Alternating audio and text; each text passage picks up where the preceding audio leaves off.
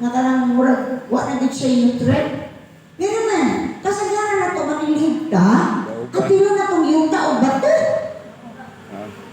Correct? Correct. Ako manilhigta, kanang mga isdahon. Ayaw ninyo yapin ang bato. E kanang bato o yuta, adto na siya mahagbong sa waste for disposal. Residual na siya apil. Naliligan mo sa inyong nataran during sa atong wax start, sa atong wax. Ayaw ninyo apila ang yuta o ang bato. Kaya inyong dahon. No? Or inyong mga silihi. Agricultural waste. So may agricultural waste. Mga dagami. No? O ang siguro yung dali or kanang sa mais. Pero di na siguro yung harvest pot. No? Basta aton lang is kung wala kang basura ka ng klase sa basura, ayaw ninyong ipugos o pada. Kaya magtubog. Livestock waste. Ngayon ang livestock sa baboy, baka, kabaw, manok. Ang tanang sa ero, ang dili na siya livestock. Kanang hugaw sa ero o sa ering, residual na siya.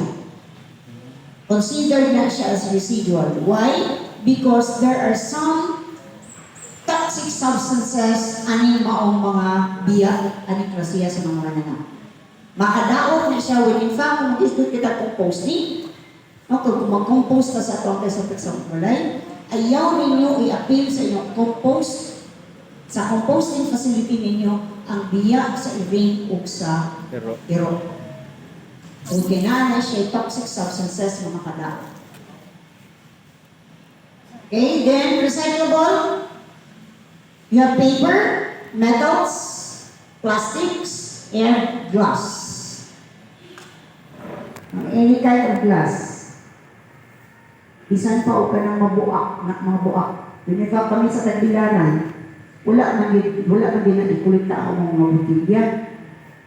But last week, even mura kahapon, ang sa among barangay, nag-announce ang among barangay, kulitahon ang tanang mga butilya, buak or dili buak. Because buak na butilya is considered as recyclable. Manin ninyo ha, buak na mga butilya, kinang baso, no, glass. I'm talking about glass. That is considered as recyclable. Dili na siya delikado. May kasagaran ang musul sa itong mga delikado, kaya makasaman. No? Dili. Recyclable na siya. Mangutana ko ninyo. Barbecue stick, kung saan klasiya sa basura. Jamaan sa basura. Bayo? Ibu ba, no? Manino, kinag-ibo guys. Ang barbecue stick is bayo.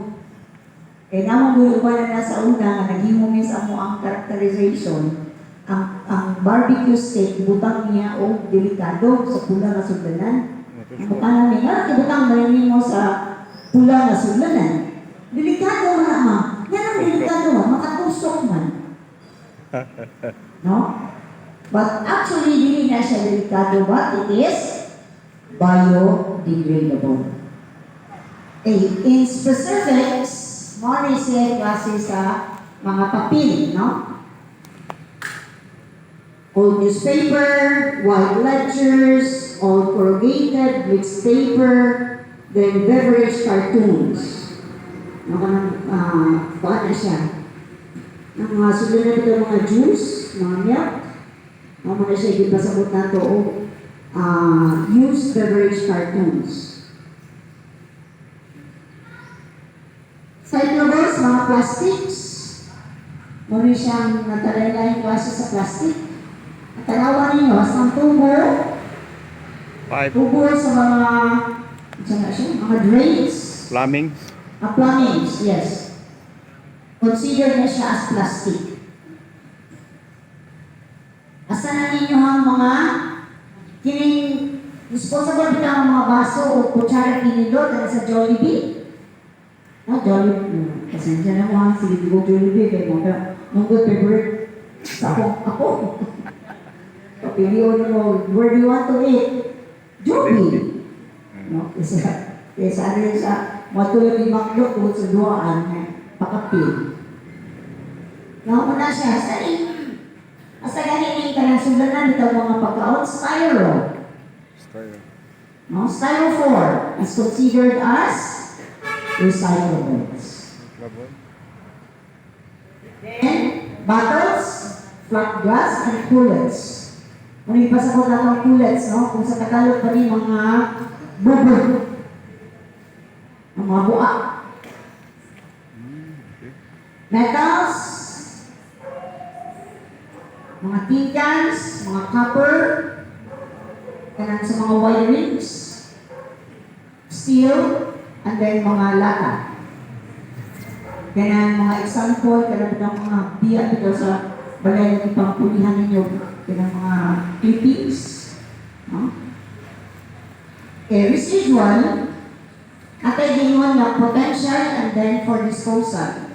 Flexible plastics, leather, textile, and rubber. Therefore, kanang mga chinelas na mga guba, that is already considered as potential. Dili na siya ibutangin na for disposal. Disposals, wala siya, composites, solid wood paper, solid plastic films, and then cigarette packs. That is considered as residual. Sa ipasabot na tawag ng soiled paper, even your tissue paper sa banyo, that is considered already for disposal. Pero wala sa kanya, hindi sa itong gunay hugaw. No? Even another for residual, tatapak. Kung tatapak pa siya, buo pa siya, that is for recycling. Kung itong na pino-pino na yun, ito isi-isi na yun, that will be for disposal. Special waste, hazardous, muli siya hazardous. Gano ang bumbilya na bukang siya hazardous? Delikado. So, iyang composition, kung nasa serve, kung ang kapasigan niya. Filament. Kung siya hazardous na siya.